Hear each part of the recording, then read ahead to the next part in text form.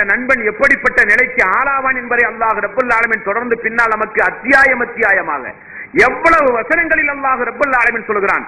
இந்த உலகத்தில் என்னுடைய தாயை காட்டிலும், என்னுடைய சகோதரிகளை காட்டிலும், உற்றார் உறவினர்களை காட்டிலும் அல்லாஹ்வுடைய தூதரை நேசிக்காதவன் உண்மை மூமினே ஆக முடியாது. ரசூல் ஸல்லல்லாஹு அலைஹி வஸல்லம் அவர்கள் சொன்னார்கள், பித்அத் செய்தவனும் பித்அத் செய்வதற்கு எவன் உதவி செய்கிறானோ அவனும் இஸ்லாத்தை தகர்த்தே எறிந்து விட்டான். யார் சொல்கிறார்?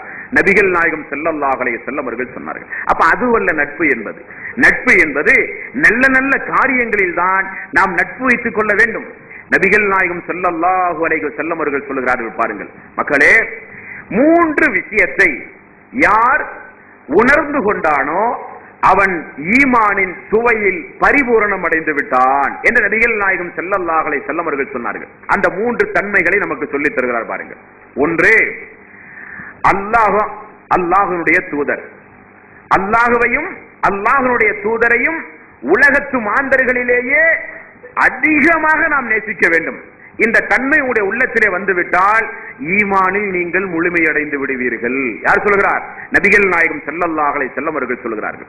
இரண்டாவது, அல்லாஹ்வுக்காக வேண்டி மட்டுமே ஒரு மனிதனை நேசிக்கிற மனப்பாங்கு, அல்லாஹ்வுக்காக வேண்டியே ஒரு மனிதனை வெறுத்து ஒதுக்குகிற மனப்பாங்கு.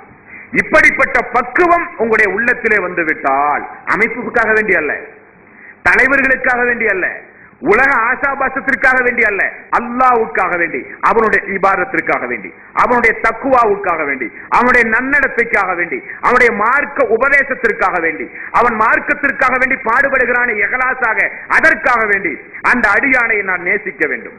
அதே நேரத்தில் என்னோடு நெருக்கமாக இருக்கிற என்னுடைய நண்பன் அவன் தீய பழக்க வழக்கங்களையே மேற்கொள்கிறான் என்றால் அவனோடு எனக்கு நட்பு கூடாது. இப்படிப்பட்ட அன்பு பாராட்டுதல், நட்பு வைக்கிற பழக்கம் உள்ளத்திலே வந்துவிட்டால் நீங்கள் ஈமானில் முழுமையடைந்து விடுவீர்கள். இரண்டாவது.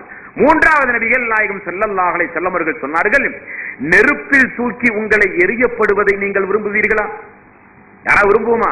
யாருமே விரும்ப மாட்டோம். அந்த அளவுக்கு இணை வைத்தலை நீங்கள் வெறுக்க வேண்டும். அந்த அளவுக்கு இறை நிராகரிப்பை நீங்கள் வெறுக்க வேண்டும். அப்படி வெறுக்கிற மனப்பாங்கு உள்ளத்தில் வந்தால், இணை வைத்தல் என்றால் நம்முடைய பார்வை தீயாக இருக்க வேண்டும் சகோதரர்களே. இணை வைத்தல் என்ற ஒரு காரியம் வந்தால் எரிமலையாக வெடித்து சிதற வேண்டும் சகோதரர்களே. இணை வைத்தல் என்றால் அதற்காக வேண்டி எவ்வளவு பெரிய தியாகம் கொடுத்து அந்த இணை வைத்திலிருந்து மக்களை காப்பாற்ற பாடுபட வேண்டும் சகோதரர்களே. அப்படிப்பட்ட ஒரு மனப்பாங்கு நம்முடைய உள்ளத்தில் வந்துவிட்டால், இந்த 3 அம்சம் நம்முடைய உள்ளத்திலே வந்துவிட்டால் ஆனால் ஈமானின் முழுமை அடைந்து விட்டோம். நபிகள் நாயகம் ஸல்லல்லாஹு அலைஹி வஸல்லம் அவர்கள் சொன்னார்கள், அந்த 3 அம்சங்களில் ஒன்று எதை பாருங்கள்? அல்லாஹ்வுக்காக வேண்டி நேசிப்பது, அல்லாஹ்வுக்காக வேண்டியே வெறுத்து ஒதுக்கிற மனோபக்குவம் யாருடைய வாழ்வில் இருக்கிறதோ அவர்கள் ஈமானில் முழுமையடைந்து விட்டார்கள். சுப்ஹானல்லாஹ். தலைப்புக்குட்பட்டே நபிகள் நாயகம் ஸல்லல்லாஹு அலைஹி வஸல்லம் அவர்கள் கட்டத்தை சொல்றார். முஸ்லிமிலே இந்த செய்தி இடம்பெற்றிருக்கிறது.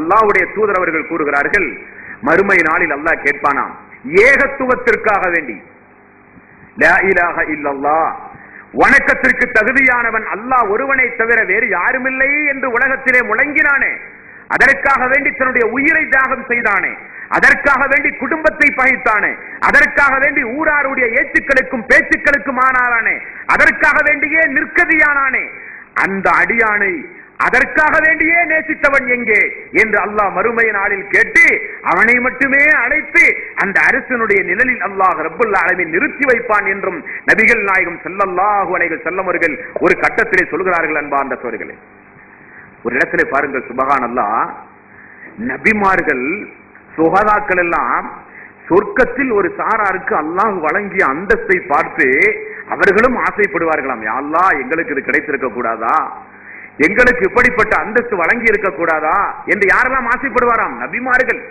சுஹதாக்கள் ஆசைப்படுவார்கள் என்று திருமதியிலே ஒரு நபிமொழி இடம்பெற்றிருக்கிறது. அது யாருக்கு? யார் அல்லாஹ்வுக்காக வேண்டிய ஒரு அடியானை நேசித்து, அல்லாஹ்வுக்காக வேண்டிய ஒரு அடியானை வெறுத்து உலகத்திலே தன்னுடைய வாழ்வை அமைத்துக் கொண்டானே, அவனுக்கு அல்லாஹ் மறுமையில் ஒளிமயமான ஒரு மேடையில் அவனை அல்லாஹ் அமர்த்தி அழகு பார்ப்பானா சொர்க்கத்துல. அந்த மேடை அது ஒரு ஸ்டேஜ், ஒளிமயமான ஒரு மேடை. அந்த மேடையில் அந்த அடியானை அமர வைத்து அல்லாஹ் அழகு பார்ப்பானாம். அப்ப கீழே இருக்கிற நபிமார்கள், சுஹதாக்கள், அது நமக்கும் கிடைத்திருக்க கூடாதா, அந்த அந்தஸ்து நமக்கும் கிடைத்திருக்க கூடாதா என்று பொறாமைப்படுகிற அளவுக்கு அல்லாஹ் ரப்பல் ஆலமீன் அவனுக்காக வேண்டியே நேசித்து அவனுக்காக வேண்டியே ஒருத்து ஒதுங்குகிறானே, அவனுக்கு அல்லாஹ் வழங்குகிற சங்கை மிக்க ஒரு பரிசை நபிகள் நாயகம் ஸல்லல்லாஹு அலைஹி வஸல்லம் அவர்கள் கூறுகிற செய்தி திருமதியிலே இடம்பெற்றிருக்கிறது. அதே போல நபிகள் நாயகம் ஸல்லல்லாஹு அலைஹி வஸல்லம் அவர்கள் கூறிய செய்தி புகாரியிலே இடம்பெற்றிருக்கிறது. அல்லாஹ்வுக்காக வேண்டி ஒரு அடியானை நேசித்து எந்த ஒரு எதிர்பார்ப்பும் இல்லாமல், அவனிடமிருந்து எந்த ஒரு பிரதிபலனையும் எதிர்பார்க்காமல், முழுக்க முழுக்க அவனுடைய தக்குவா, அவனுடைய ஏகத்துவம், அவனுடைய தௌஹீத், அவனுடைய குர்ஆன் சுன்னாவினான நடைமுறை, அவனுடைய இபாதத், வெளித்தோற்றத்தில் அவன் பின்பற்றி இருக்கிற சுன்னத், அவனுடைய நன்னடத்தை, இதற்கு மட்டுமே ஒரு அடியான் நேசித்தால் சொர்க்கத்து பாதையை அல்லாஹ் உங்களுக்கு இலகுவாக்குவான். புகாரிலே ஒரு செய்தி இடம்பெறுகிறது.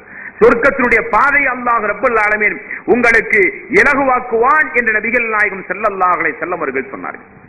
முஆத் பின் ஜபல் ரலியல்லாஹு அன்ஹு அவர்கள் அவர் ஒரு கட்டத்திலே ரசூல் ஸல்லல்லாஹு அலைஹி வஸல்லம் அவர்களோடு அமர்ந்து கொண்டிருக்கும் பொழுது ஒரு தோழர், நபி தோழர் அப்படியே அந்த சபையை கடந்து செல்கிறார்.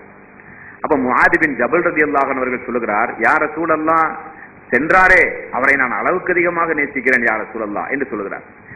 இந்த நேசத்தை அவரிடத்திலே நீங்கள் சொன்னீரா என்று ரசூல் ஸல்லல்லாஹு அலைஹி வஸல்லம் அவர்கள் கேட்கிறார். இல்லை யா ரசூலல்லாஹ், நீங்கள் உடனடியாக சென்று அல்லாஹ்வுக்காக வேண்டி உங்களை நான் நேசிக்கிறேன் என்பதை தெரியப்படுத்துங்கள். அப்பொழுதுதான் பரஸ்பரம் அன்பு மலரும், பரஸ்பரம் சிநேகம் உண்டாகும், பரஸ்பரம் உங்களுக்கு மத்தியில ஒரு இணைப்பும் ஒரு பிணைப்பும் உண்டாகும் என்று நபிகள் நாயகம் ஸல்லல்லாஹு அலைஹி வஸல்லம் அவர்கள் சொல்கிறார்.